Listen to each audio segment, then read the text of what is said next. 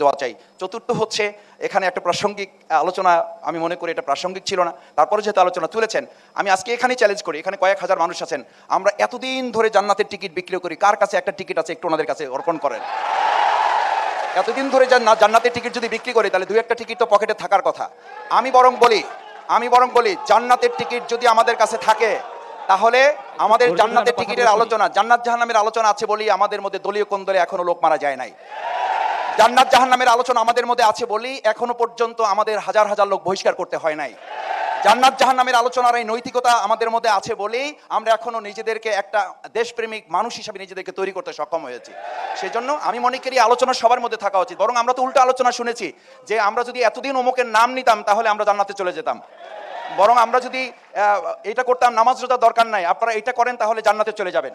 তো এই কথাগুলো আমার বোধ হয় আমাদের মানুষকে, ধর্মপ্রাণ মানুষ আমরা সবাই, আমাদের ধর্মে আঘাত না করে কেউ কথা বললে আমাদের জন্য ভালো হবে সেই জায়গাটা। দ্বিতীয় হচ্ছে যে আজকে আমরা এখানে শ্রদ্ধেয় মেহমান আমাদের সৈয়দ মুফতি ফয়জুল করিম হাফিজাহুল্লাহ উনি এসেছেন।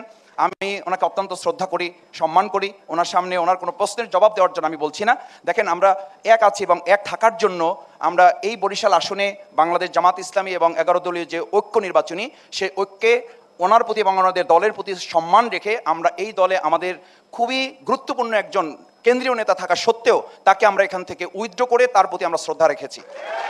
সুতরাং আমি মনে করি যে আমাদের মধ্যে নির্বাচনী ঐক্য এটা একটা বিষয়, আর আদর্শিকভাবে আমরা কাজ করে যাওয়া।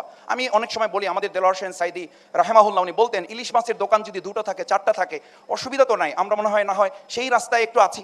4টা দোকান আমাদের এখনকার ক্রেতা যারা থাকবেন, ভোটার সম্মানিত যারা থাকবেন, তারা দেখবেন যদি মনে হয় যে না অমুক ইলিশ মাছটা একটু মোটা আছে, ডিম ছাড়া আছে, তেল ছাড়া আছে, গালি লাল আছে, এখনো পচে নাই, এই সব বিবেচনার ভার তাদের হাতে থাকলো, তারা যেটা ভালো মনে করবেন এই সুযোগটা আমাদের ভোটারগণ গ্রহণ করবেন। আমার তো মনে হয় তাতে অসুবিধা নাই। কিন্তু সেই ক্ষেত্রে কোনো ইলিশ মাছের দোকানদার যেন কোনো ইলিশ মাছের দোকানদারকে এটা না বলে যে আপনি দোকানদার না হয়ে বরং আপনি তো একজন কারসাজি করে আসছেন। বরং উভয় দোকানদারের মধ্যে যদি আমাদের সম্প্রীতি থাকে তাহলে ক্রেতাদের সাধারণ তাদের যে স্বাধীনতা সেটা অক্ষুণ্ণ থাকবে এবং সম্মান মর্যাদা নিয়ে আমরা সামনের দিকে দেশটাকে এগিয়ে নিয়ে যেতে পারবো। সেই জায়গায় আমি মনে করি এটা নিয়ে আমাদের বাদানুবাদ থাকার কোনো সুযোগ আছে বলে আমি মনে করি।